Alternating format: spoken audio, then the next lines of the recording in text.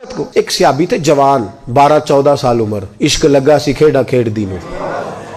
12-14 سال عمر تو ہر وقت حضور کے پاس رہتے تھے. صحابہ کہتے ہیں ہم نے سوچا ہر وقت ہی رہتا ہے. ایک دن نبی پاک صلی اللہ علیہ وسلم نے کہا ان کو ذرا بتاؤں تو صحیح ہے مجھ سے پیار کتنا کرتا ہے. صحابہ کو تجربہ کرانے کے لیے حضور نے اس سے کہا مجھ سے پیار کرتے ہو؟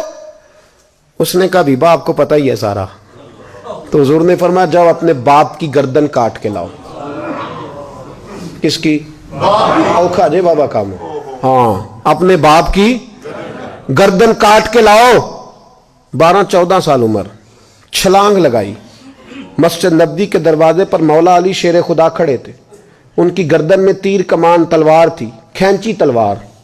اور جب دوڑے نا جذبات میں تو حضور نے فرمایا اسے پکڑ لاؤ, اس نے سچ مچ کاٹ کے لے آنی ہے. لے آؤ پکڑ کے. عاشق نزاکت جانتے ہیں. حضرت طلحہ بن برا بیمار ہو گئے. بیمار, دن میں 2 دفعہ میرے نبی تیمارداری کرنے جاتے تھے. 2 دفعہ. اللہ کرے وہ بیماری میں ہی آ جائے. چر ہویا مینو ترلے لیندیاں کدی موڑ میرے ول واگاں, خواب میری وچ ایک وار جہاں میں ساری عمر نہ جاگاں.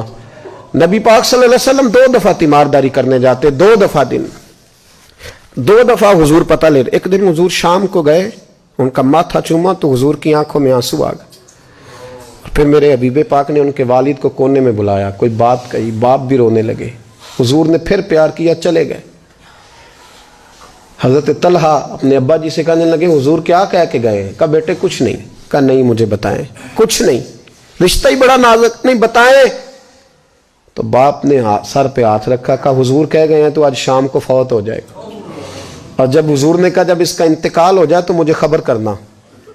والد کو چارپائی پہ بٹھا کے تو حضرت طلحہ نے ہاتھ پکڑ لیا. عشق تے اگ دوویں ایک برابر, پر عشق دا سیک ودھیرا. اگ تے ساڑے ککھ تے کانے, عشق ساڑے تن میرا. او اگ دا دارو میہ تے پانی, مینوں کوئی دسے عشق دا دارو کیڑا. بلے شاہ اتھے کچھ نہیں بچدا جتھے عشق ہوراں دا ڈیرا. ہاتھ پکڑا باپ کا اور کہنے لگے ابا جی ایک وعدہ کرو, رات کو جب میں فوت ہو جاؤں تو نبی پاک کو اطلاع نہیں دینی, خبر. کہا بیٹے حضور کہہ گئے ہیں دینی ہے, تو کہتا نہیں دینی, کیوں؟ عاشق نزاکت جانتے ہیں. اگرچہ 12-14 سال عمر تھی پر عشق پکا تھا نا, نزاکت سمجھتے تھے. کہنے لگے ابا جی جن گلیوں سے حضور نے گزر کے آنا ہے وہ یہودیوں کی گلیاں ہیں.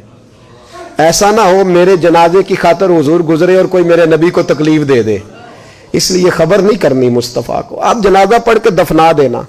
رات کو انتقال ہوا, باپ نے جنازہ پڑھا, دفن کیا. سارا کچھ جاننے والے رسول آئے. کہا مجھے بتایا کیوں نہیں؟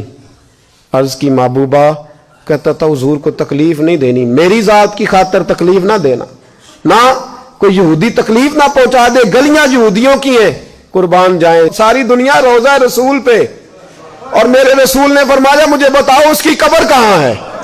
ساری دنیا روضہ رسول پہ, اور نبی پاک اس غلام کی قبر پہ کھڑے آنسو بہہ رہے ہیں. صحابہ کہتے ہیں ہر قبر پہ دعا یہ ہوتی تھی یا اللہ قبر کشادہ کر دے, یا اللہ اس کا حساب آسان کر دے. یہاں دعا بھی انوکھی, اس کے لیے دعا بھی انوکھی, رشتہ ہی بڑا نازک ہے. میرے نبی پاک نے دعا بڑی انوکھی فرمائی. کہا اے اللہ جب میرے طلحہ کی تیرے ساتھ ملاقات ہو تو ذرا اس سے مسکرا کے ملنا, وہ تیری شان کے لائق ہے, ذرا اس سے مسکرا کے ملنا. کہتے ہیں وجد ہو گیا طاری, اس لیے کہ جو رشتہ نبی کا امتی سے ہے اور امت کا رسول سے ہے اس کی نزاکت کو صرف غلام جان سکتے.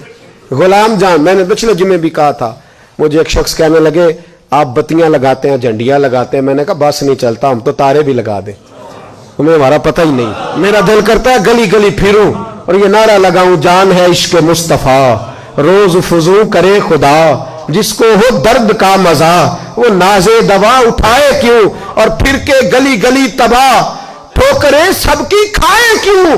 اگر دل کو یہ عقل دے خدا تو تیری گلی سے جائیں کیوں.